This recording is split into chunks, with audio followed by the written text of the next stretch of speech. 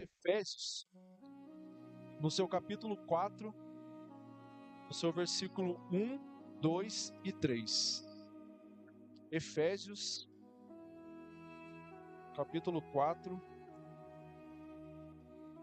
versículo 1, 2 e 3.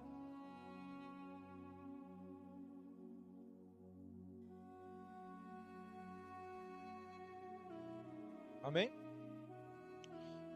A palavra do Senhor diz assim para nós essa noite: Rogo-vos, pois, eu, o preso do Senhor, que andeis como é digno da vocação, como fostes chamados, com toda a humildade e mansidão, com longanimidade, suportando-vos uns aos outros em amor, procurando guardar a unidade do Espírito pelo vínculo da paz. Amém? A igreja pode se sentar em nome de Jesus?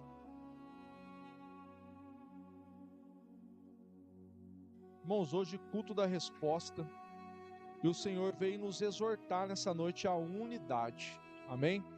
A palavra do Senhor começa falando assim para nós nessa noite: Rogo-vos, pois, eu, o preso do Senhor. O apóstolo Paulo escreve essa carta à igreja de Éfeso, mas ele conta para a igreja a situação que ele se encontra, preso do Senhor. E nessa situação, ele envia essa carta para a igreja, mas só que ele não envia somente a carta para a igreja. Ele fala, rogo-vos, ou seja, eu peço, eu insisto, eu imploro a igreja. Então Paulo aqui, ele vem muito além do que pedir, ele vem insistir, ele vem persistir no que ele vai falar. Mas Paulo ali, ele estava preso, como ele mesmo disse no versículo, ou seja, preso injustamente, preso por fazer a vontade do Senhor.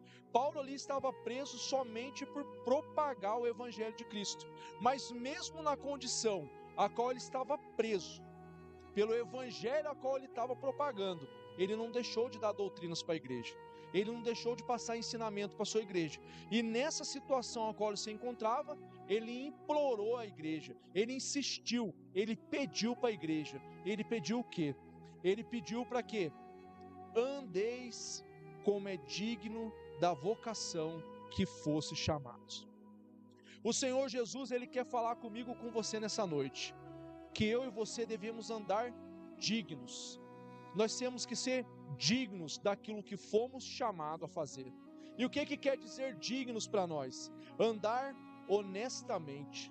Nós precisamos, como servos do Senhor, andarmos honestamente naquilo que fomos chamados, ou seja, decentemente, como merecedor. O apóstolo Paulo vem nos exortar a isso.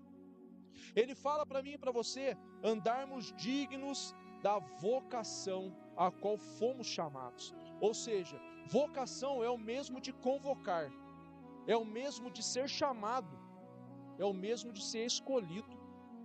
Então, irmãos, quando o apóstolo Paulo, na situação de preso, ele manda essa carta para a igreja, o Senhor Jesus quer falar para mim e para você nessa noite, que eu preciso andar digno da vocação a qual eu fui chamado. O Senhor, ele quer que eu e você, como igreja do Senhor, sejamos dignos, sejamos honestos, decentes, merecedores daquilo que fomos chamados, convocados por Ele mesmo. O Senhor, ele espera isso da minha e da sua vida nessa noite. Irmãos, e o que Paulo quer dizer com digno da vocação, para a gente entender melhor esse final desse versículo primeiro? Paulo, ele quer dizer aqui que nós devemos andar honestamente, como merecedores do nosso chamado. Nós precisamos andar como pessoas decentes, como pessoa que merece aquilo que Deus chamou nós para sermos na casa dele. Ou seja, Deus convocou cada um de nós para uma área específica. Foi como eu já falei uma vez, nem todo mundo vai estar aqui em cima pregando, mas você embaixo tem a sua função e ela é primordial na obra do Senhor. O Senhor mesmo chamou você, o Senhor mesmo te convocou para essa situação. Então Paulo, ele vem nos exortar quanto a isso, quanto ao nosso chamado. Nós precisamos entender que Deus não nos tirou do mundo para sermos algo avulso dentro da igreja. O Senhor, Ele tem algo para mim e para você em específico, e cada um na sua posição. E nós vamos entender isso que Ele quer falar. Irmãos, e nós temos que entender, além do mais disso, que nós somos chamados desde o ventre das nossas mães. Antes de você existir, Deus já te chamou.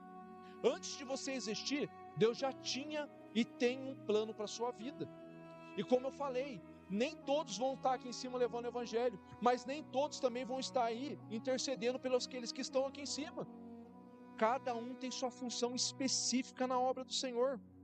Irmãos, seja qual for a sua missão em específico, seja qual for a sua vocação em específico, uma coisa Deus espera de mim e de você, que nós façamos ela com excelência, porque a convocação a qual nós estamos aqui nessa noite, foi Deus que fez. Ele criou cada um com um propósito específico para a sua obra.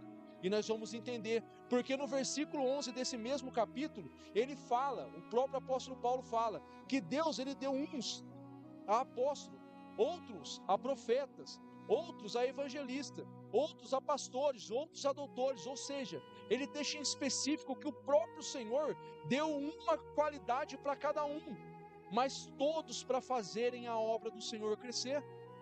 Ou seja, por isso eu e você devemos, como servos de Deus, devemos, como cristãos verdadeiros, andarmos digno da nossa vocação. E nós vamos continuar entendendo um pouco mais. Versículo 2, ele fala para nós fazermos essa função, não de qualquer jeito, não de qualquer maneira, mas ele começa falando, com toda a humildade, ou seja, com toda a simplicidade possível. Mas simplicidade em qual área? No falar, no agir, no se expressar. O Senhor não quer que eu e você, como convocados, sermos dignos dessa convocação, mas de qualquer maneira. O Senhor, Ele requer da minha e da sua vida o quê? Simplicidade. Nós, como servos do Senhor, precisamos ser simples naquilo que o Senhor entregou nas nossas mãos para passarmos adiante. Nós precisamos ser simples, no jeito de falar, no jeito de agir, no jeito de conversar, no jeito de chegar em alguém para a gente levar essa palavra. Quanto mais simples, melhor. Mas só que é só simplicidade, humildade? Não, o Senhor também fala de mansidão. É a segunda coisa a qual Ele pede. E ser uma pessoa mansa é ser uma pessoa pacífica, é ser uma pessoa fácil de lidar. O Senhor espera isso da minha vida e da sua vida também. Irmãos, mas não somente ser humilde e pacífico, ser uma pessoa fácil de conversar. Não, o Senhor pede algo a mais. Que Ele fala que além de sermos humildes e mansos, nós temos que ir com longanimidade. Olha para você ver. E isso quer dizer o que para mim e para você? Uma extrema paciência. Uma extrema, não é pouca. É uma extrema paciência. Mas uma extrema paciência para quê? Para suportar sofrimentos e injúrias, muitas das vezes. Nós temos que estar preparados a isso, irmãos. Quando eu e você saímos daquele mundo que Deus nos tirou, não adianta nós chegarmos aqui com uma ideia fictícia que tudo vai ser simples, tudo vai ser fácil. Aquele que nos perdeu lá fora, ele não gosta que nós estejamos aqui dentro. Então, irmãos, nós temos que suportar com extrema paciência e suportar sofrimento muitas das vezes. Nós precisamos entender isso, que quando nós somos arrancados das trevas e trazidos para a luz, nós incomodamos lá fora. E nós queremos chegar aqui muitas das vezes e não ter problemas, e não ter dificuldades. Não, o Senhor nos tirou sabendo que nós iríamos passar por isso, mas Ele comprovou para nós que em todas as situações Ele estaria presente conosco. Todas, sem exceção. Irmãos, mas só que entre sofrimentos e injúrias, nós precisamos dividir, porque por mais que seja difícil para mim e para você, geralmente o sofrimento, ele é mais fácil da gente lidar com ele. Ou seja, quando alguém te faz um mal ao ponto de você sofrer por esse mal, você dobra o seu joelho, ora a Deus e aquele sofrimento sai. A presença do Senhor te completa, ela te abrange e aquele sofrimento acaba sendo esquecido. Então, geralmente é mais fácil para nós suportarmos, porque o recurso é imediato. Mas e quando é a injúria? E quando é aquela coisa que as pessoas falam sobre nós, contra nós? A injúria, irmãos, quando ela é lançada contra a nossa vida, é aquilo que ofende a sua pessoa, aquilo que ofende muitas das vezes a nossa honra. E o Senhor fala que nós devemos ter uma extrema paciência de suportar tudo isso. Mas, irmãos, é de qualquer jeito que nós suportaremos a injúria? É de qualquer jeito a qual nós suportaremos, muitas das vezes, os sofrimentos? Não. E o Senhor, Ele deixa direcionamento para nós, dentro da palavra, fazer isso. E Ele fala para a gente lá em 1 Coríntios, no seu capítulo 13, no seu versículo 11. Ele começa falando para a gente como nós vamos suportar essa situação. Como nós vamos aprender a ter mansidão, humildade e sermos longânimos naquilo que vier contra as nossas vidas. E ele fala assim, o apóstolo Paulo mesmo fala, quem esteve aqui na terça-feira no ensino, aprendeu sobre esse versículo. E ele fala, quando eu era menino, falava como menino, sentia como menino, discorria como menino. Irmãos, e é interessante o apóstolo Paulo citar esse exemplo, menino, criança. Ou seja, quando a gente é menino, tem duas crianças aqui dentro da igreja, fala como menino. Muitas das vezes, irmãos, num culto uma criança se levanta e fala como menino. A palavra do Senhor vai falar que muitas das vezes eles falam, mas a gente muitas das vezes não dá atenção para eles, mas eles são ali escolhidos por Jesus, porque para a gente alcançar o reino nós temos que ser como eles, mas eles falam muitas coisas na inocência. E muitas das vezes, quem aqui não teve um filho, já chegou e falou assim, filho, fica quieto, você está falando nada a ver, é uma coisa que não tem nada a ver com o assunto. Uma criança muitas das vezes surge com um assunto aleatório, fala sem maldade. E a palavra do Senhor fala que ele fala como menino, era como menino, falava como menino, sentia como menino. Muitas das vezes nós estamos conversando, adultos, chega uma criança na conversa e a gente fala, daqui a pouco você fala, o que a criança faz? Ela sente. E muitas das vezes ela sai para o canto, chora, porque ela sente como uma criança. É o sentimento puro, como uma criança. E a palavra do Senhor fala assim, e discorria como um menino, ou seja, se expressava como um menino. O apóstolo Paulo dá esses três exemplos para nós de menino. Só que o versículo continua, mas, ou seja, ao contrário do que nós aprendemos sobre o menino, Paulo fala, logo cheguei a ser homem. Para a gente entender a situação que Deus quer falar conosco. Irmãos, e chegar a ser homem, trazendo para as nossas vidas, é nada mais, nada menos do que alcançarmos a maturidade. Nós, como cristãos, servos do Senhor, precisamos e devemos alcançar a nossa maturidade, que é o último estágio do desenvolvimento nosso. Nós precisamos ser maduros. E olha o que ele fala, e assim que ele chega a ser homem, acaba com as coisas de menino. Irmãos, o Senhor vem falar para mim e para você nessa noite, que para nós sermos humildes na obra do Senhor, sermos mansos, sermos longânimos, precisamos ter maturidade perante a presença dEle. Muitas das vezes, irmãos, a injúria vem, muitas das vezes o sofrimento vem, e essas coisas vêm de quem a gente menos espera. Mas se nós não tivermos maturidades suficientes para passar por isso, não suportaremos. O Senhor espera que eu e você sejamos maduros o suficiente para isso. E ele continua o versículo 2, lá em 1 Coríntios, suportando-vos uns aos outros com amor. Irmão, mas amor, como o pastor falou aqui na terça-feira, é um amor de qualquer jeito? Não. E nós vamos entender algo mais. Quando a Bíblia fala levando uns com amor, é olhando as necessidades daquela pessoa. Porque, irmão, nada acontece na minha vida, foi como o pastor falou. Quando a pessoa sai da situação e começa a te atingir, algo está acontecendo com ela. Mas quando nós vamos enxergar com os olhos de amor isso? Quando que nós vamos olhar através da situação e vermos com os olhos de Deus, com os olhos de amor, o que está acontecendo por trás disso tudo? A palavra do Senhor fala que nós devemos suportar-vos uns com os outros com um amor. Mas é um amor de qualquer jeito? Não, porque a palavra do Senhor fala que o amor é cuidado. O amor é cuidado. E o próprio capítulo 13 de Coríntios, ele fala no comecinho do versículo 8, o amor nunca falha, ele nunca vai falhar. Não importa o que acontece na nossa vida, o amor nunca vai falhar sobre a situação, nunca. E olha o que a gente vai ver ainda, que a palavra do Senhor, ela fala lá em 1 João, no seu capítulo 4, no seu versículo 8, que aquele que não ama, não conhece a Deus, porque Deus é amor.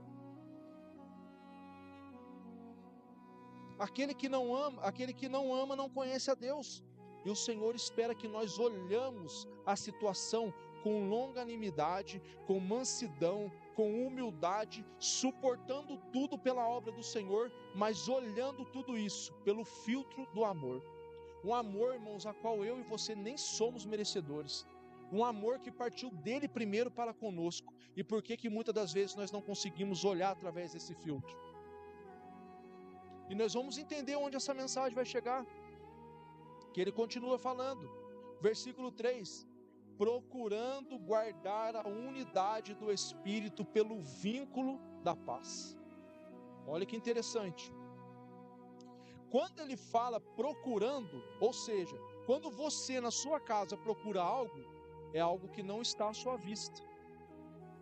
É algo que você não consegue enxergar.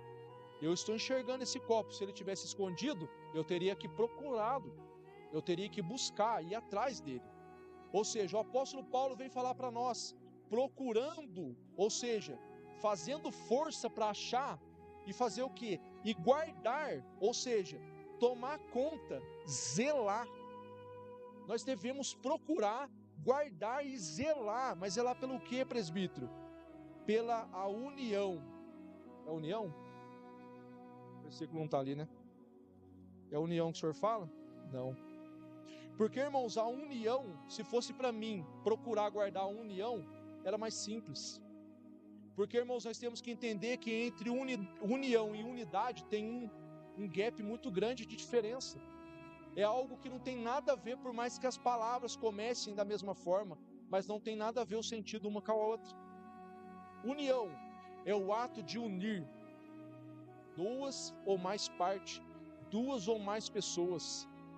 E nós temos que entender que o Senhor não espera isso de nós. Ele não espera. Ah, irmão, mas o Senhor não espera que nós estejamos unidos. Não.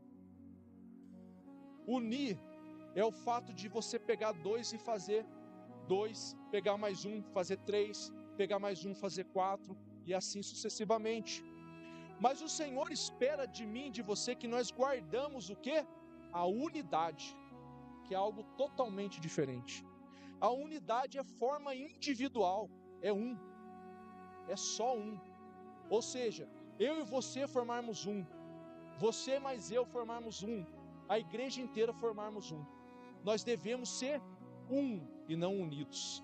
O Senhor espera que eu e você procuramos guardar essa unidade, ser único, ser individual, ser um, porque o Senhor, Ele não fez uma igreja unida, Ele fez uma igreja única, e a palavra do Senhor próprio fala que nós somos um só corpo, e qual a cabeça é Jesus Cristo na nossa vida e sobre nós. Nós somos vários membros, mas um corpo só comanda.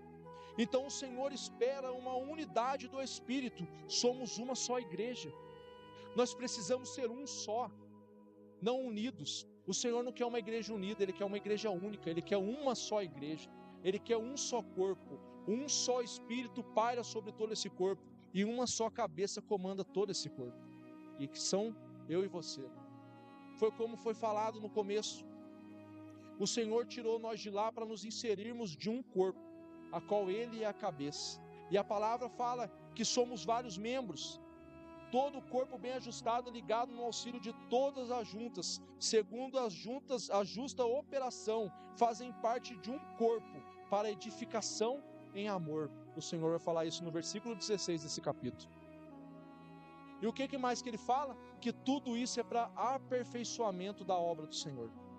O Senhor nos tem como unidade perante Ele. Eu e você, como todos nós da igreja juntos, somos um só corpo. Um só corpo nós somos. Várias juntas, várias pessoas, várias funções, mas um corpo só. O Senhor nos quer como uma unidade dentro da igreja. E como que nós devemos fazer para zelar com isso? Pelo vínculo da paz.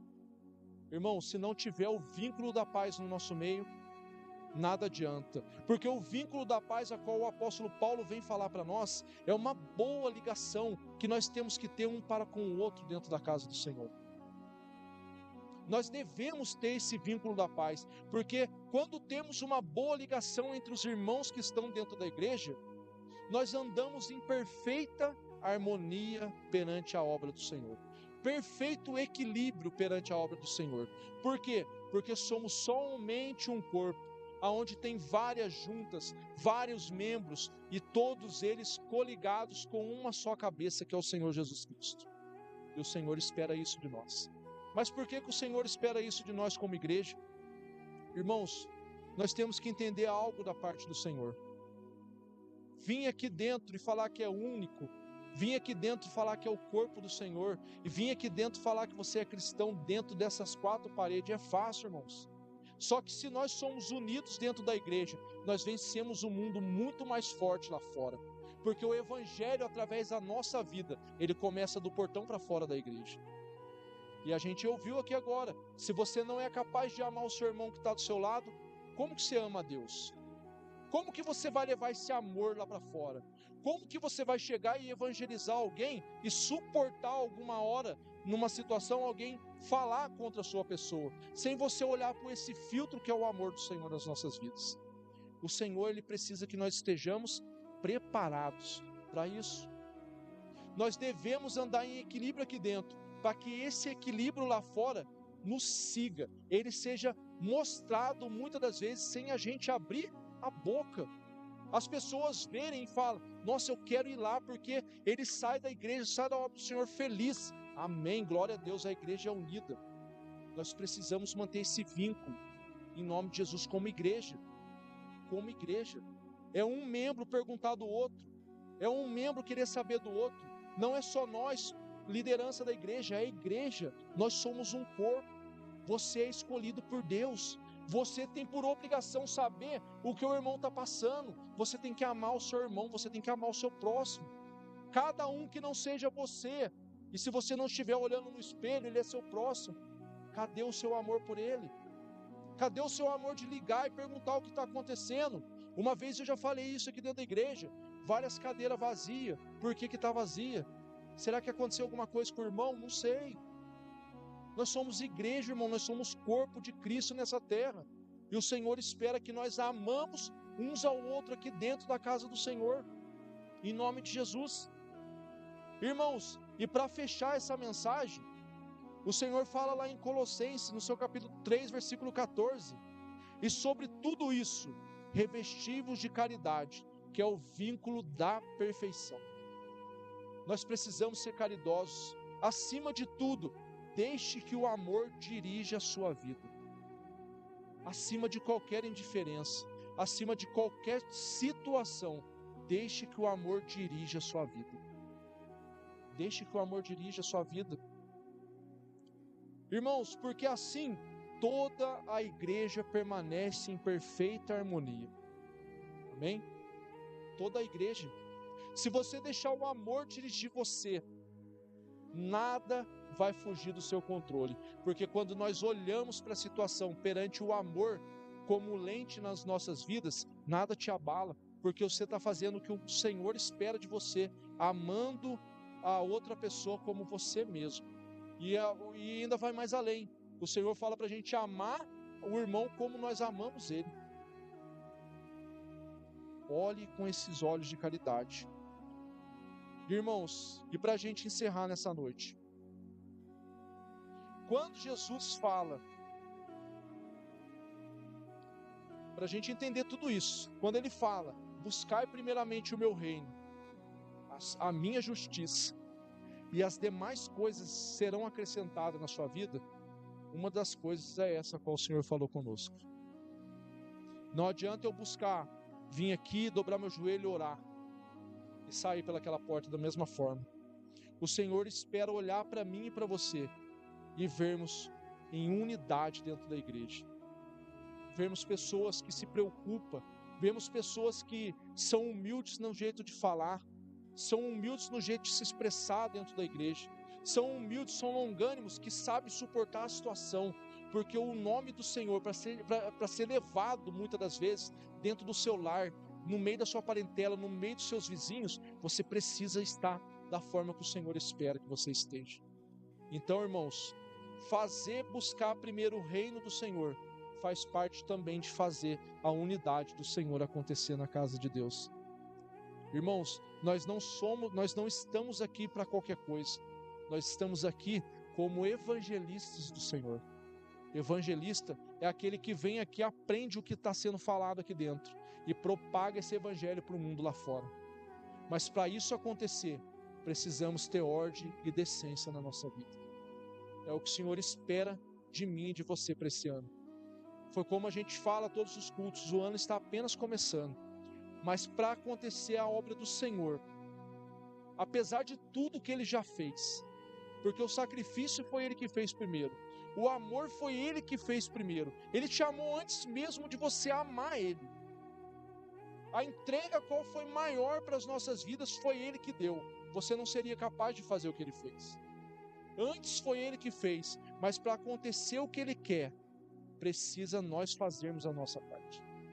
A nossa parte como igreja, a nossa parte como corpo do Senhor, bem ajustado pelas juntas que liga, que é o Espírito Santo de Deus. Então que nós possamos ter a convicção que você e eu somos importantes na obra do Senhor. E tudo depende de nós, porque nós somos o corpo de Cristo aqui nessa terra. Amém, meus irmãos? Essa foi a mensagem a qual Deus colocou no meu coração. A resposta do Senhor é que nós estejamos em unidade perante a obra dele nessa terra. Amém? Se coloque de pé em nome de Jesus.